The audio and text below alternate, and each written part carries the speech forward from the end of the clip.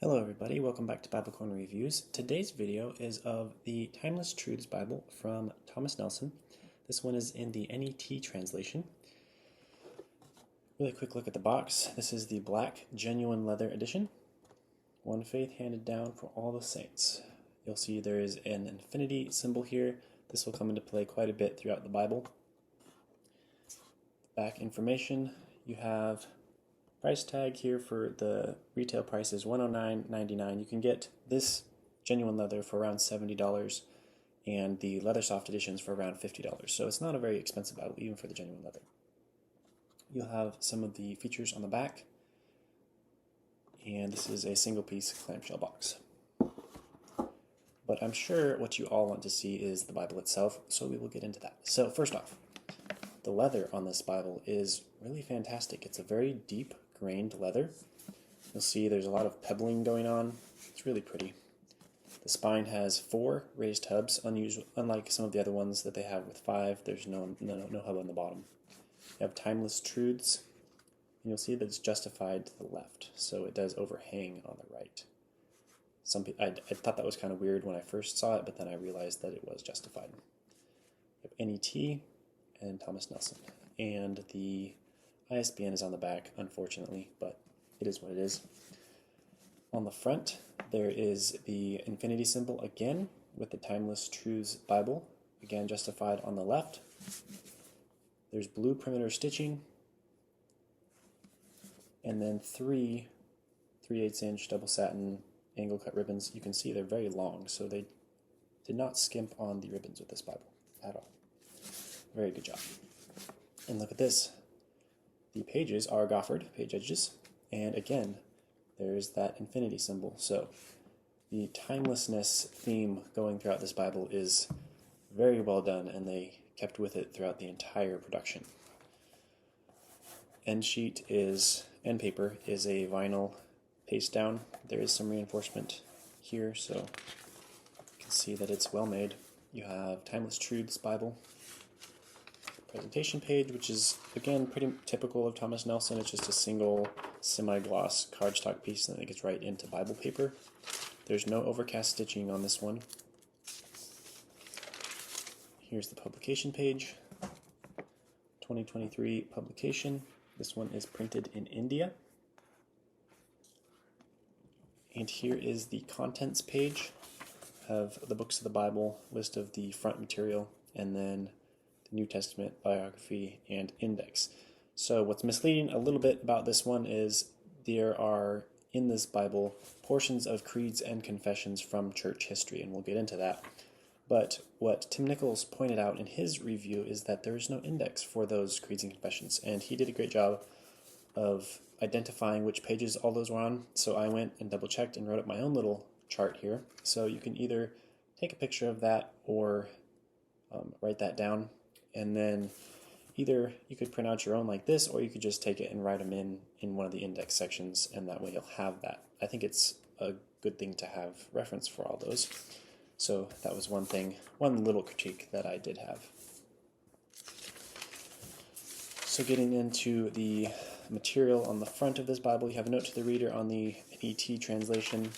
I am not very familiar with the NET. I have only had one other NET Bible, so I'm not going to comment too much on the translation itself, more on the material.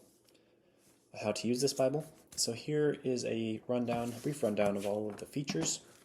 So you have commentary, and with this Bible it is focused on church fathers and theologians and pastors from church history. So with almost every chapter there's at least one quotation or paragraph from a church father that covers a portion of that chapter. Usually it's not the whole chapter, but there are a few chapters I noticed that did not have quotations, and those were usually more the Mosaic Law type passages. But generally speaking, there's at least one, if not more, comments from church fathers for each chapter of the Bible. There are book introductions for each book of the Bible, and they have a background on how that book has fit in church history and how it's been used. There are biographies for different church history figures, and there is sacred art, which I think is really awesome. And I'm not sure how many there are in this, but they are all public domain art pieces that have just been inserted into the portions of the scripture. And then there are the creeds and confessions, and I will note not all of these are full. There are some reference just cited, so they'll just take selections from some of the longer ones. So obviously the Apostles' Creed and the Nicene Creed are full because they are shorter, but some of the longer ones, most of the longer ones, just have a few selections. Here's a why we should listen to Voices from Church History from Matthew Capps, who's the general editor. He's the one that organized all of the quotations to go with the text. Explanatory notes. I'm not really sure how this works with the NET, but they have that in the front. Then we have the Old Testament, and I'm going to go ahead and move this just so it's not in the way when I'm opening this. So here is the beginning of the Bible. We have that infinity symbol again, which there's the blue, so you'll see the blue accents on the edge, the blue ribbon, the blue accents in the interior layout. It's a blue theme going on. So here is an example of a chapter or a book introduction. You have author, audience, date, purpose, themes, and then there is a brief section on how that has applied in history. And this one with Genesis goes through some of the sections, Genesis 3, Genesis 4 through 11, and talks about that. And here is the layout of the Bible. And if you know me and have watched my reviews, I am a very fond of single column Bibles, and this is no exception. So you have really generous margins. These are pretty close to around 2 inches on the margin space, so it's technically a wide margin Bible. The text is a 9-point comfort print, so with the NET, that is a 2K Denmark designed specifically for this translation. And I'm not sure the GSM on this paper, it's probably a 36. I think most of Thomas Nelson average Bibles are 36, and it does feel rather thick, and it's decently opaque, so it's a pretty decent paper. Blue accents for the subject headings within the text. Verse or chapter numbers are bold, and then you'll have the historic fathers cited throughout the margins. So you can see here, it's not the full chapter of Genesis 1, it's verses 26 through 30, but it's from Ulrich Zwingli. And then you have one on chapter 2, verses 1 through 7 from John Flavel. And it just goes throughout. And so there are usually, like I said, one quotation per chapter. Sometimes there are more.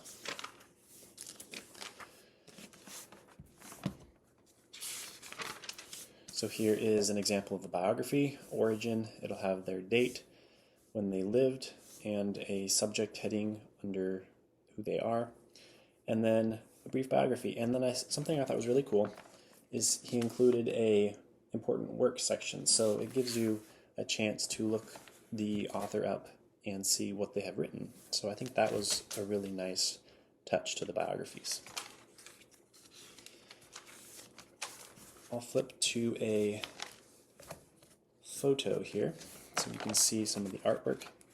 Now the artwork is not, the art pieces as they relate to themselves are chronological, but they are not inserted chronologically in their appropriate locations. So you have the birth of Jesus, I think, depicted in either Jeremiah or Isaiah. So as far as where they're at in the Bible, they are not with their prospective events, but as far as how they run throughout the entire Bible, they are chronological, related to themselves.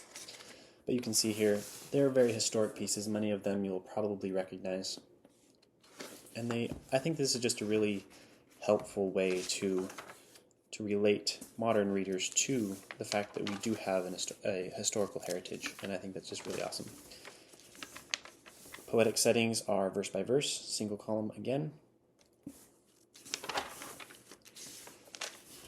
And then going to the New Testament. Okay, there's another biography there. So in Luke, we already passed the crucifixion, so this is after his resurrection. You'll see that it is a black letter, and something about the NET similar to the CSB is that Old Testament quotations are in bold. So that is something I really enjoy. Helps distinguish when you are reading something that is taken, and it helps kind of just display the fact that the New Testament relied heavily on the Old Testament as a cohesive story. And then we get to the end of Revelation. And here is an example of one of the creeds. So this is one of the covenants, and I'm not actually sure how to pronounce that one. This is the Lausanne Covenant, but this is one that was more recent. John Stott was the main editor of that. And so it gives a couple points from that one just to highlight its main features. And like I said, there's no index for those, so be sure to use that reference if you'd like to find them. So here's the bibliography and index, and this is of the authors that are cited throughout the text. So it's pretty straightforward. It has the author, books they wrote, and where it was taken from, and then the passages that the notes are in the text. So, like for instance, Ambrose, so in his work concerning virgins, that's 1 Kings 13, 1 through 10, and Song of Solomon 5, 2 through 8. So it has that for any of the authors, and it'll show where that quote was taken from their works. Obviously some like John Calvin, Matthew Henry, anyone who is a very prolific writer has a lot more attention given to Charles Spurgeon, obviously. And then there's a list of the sacred artwork and maps at the end. So that is the Timeless Truths Bible in the NET translation in black genuine leather. A final thought I will add to this is, if you know, I've made comments in the past where I'm not a huge fan of study Bibles. And it's not that I don't like study Bibles or think they're wrong, but it's more that I just don't use them. I like engaging with the text myself and then referencing a separate volume if I have to find someone else's commentary. However, in cases like this, where this is not a study Bible, it's more of a devotional Bible, but I'm a very strong proponent of knowing history, especially church history. I am minoring in history in my bachelor's degree, and I'm looking forward to actually probably pursuing more history study in the future. I really think knowing our history is very important, especially when it comes to our faith as Christians. And so Bibles and resources like this that just highlight some of the historical facts and historical figures that have gone before us, I think is very important and very helpful, especially in an age where knowing your past has kind of become something of a fad. So in academic circles, that is, it's not something that everyone is concerned about. So I think this is a really very important Bible, and I hope you will take a look at it. Thanks for watching, and I will be back with more reviews.